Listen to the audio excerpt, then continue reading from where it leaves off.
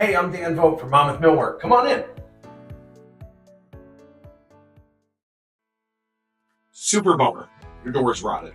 Why is it rotted? What's the problem that's causing that door to rot and decay? Here's the corner section of a door, and here's part of the reason why that can happen. You're probably seeing right here, the bottom few inches of that door has some rot and decay happening. And you probably see the exterior trim has some rot and decay happening in place there.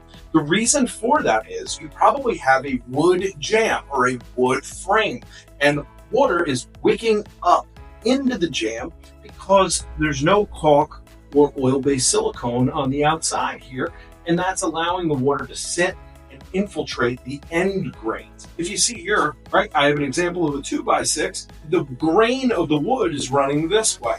The water is not going to infiltrate that on the face.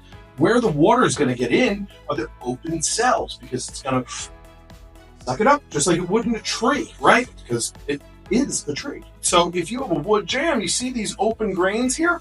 If that sits down, that you have the end cut of a primed pine finger joint jamb, that water is going to wick up into those open cells just like it would a tree, and it's going to soak up into the door.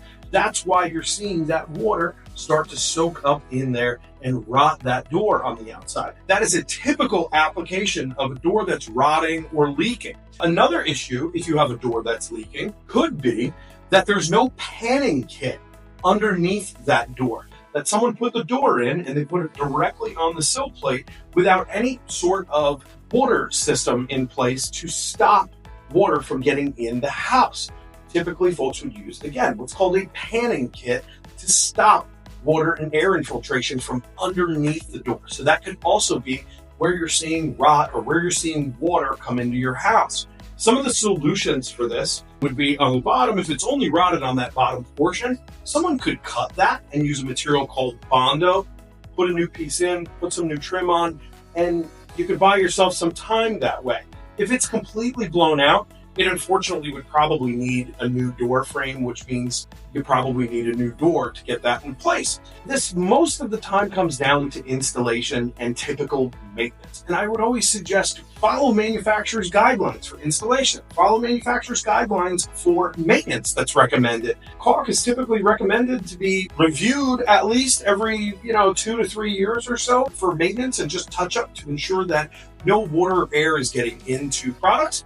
And then again, manufacturers for a door are typically going to recommend a panning system.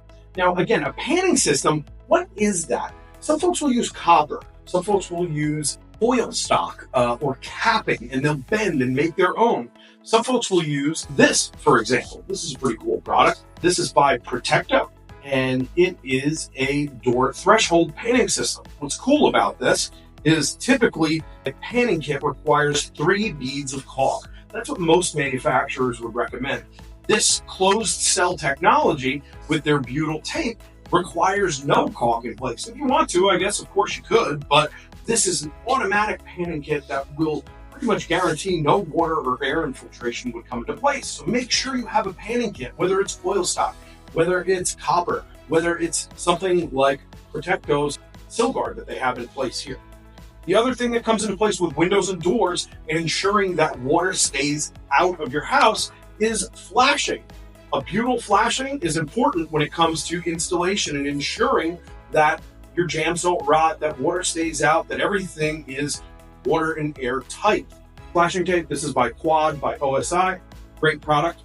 The other part of this is making sure that you're using the proper sealants on the outside of your home to keep the water out. A lot of times people go to that, big orange box store and they see the array of caulks and silicones and sealants, and it's like, wow, I'll just grab that one because it's a couple bucks cheaper. That's a super important thing when it comes down to installation, because that's what's really giving you your guarantee that you're not going to leak, is using a high quality caulk and using the correct caulk or using the correct silicone in place. Like, for example, this one here, Poly Seam Seal, right, by Loctite. Awesome stuff, but it's water-based. So because it's water-based, it's meant for the inside of your home. So your interior trim, that's where this one shines. That's where this one is an awesome choice. In 30 minutes, you can paint really a great solution for an interior caulk. You don't want this on the outside. You want something like this, like a Quad Max. Quad Max can even be put on if it's wet in an application. And again, refer to your manufacturer's installation guidelines, but this is meant for the outside, not for the inside. So if you put this on the outside, you're going to have a problem.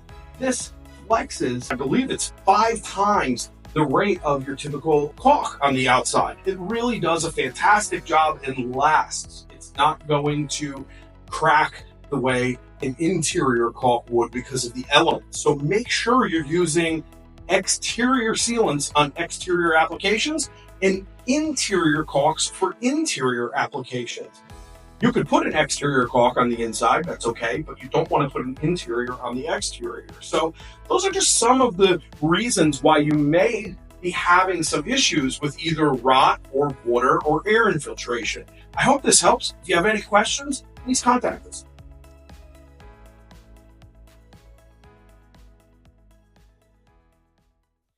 Thanks for watching. Please like and subscribe.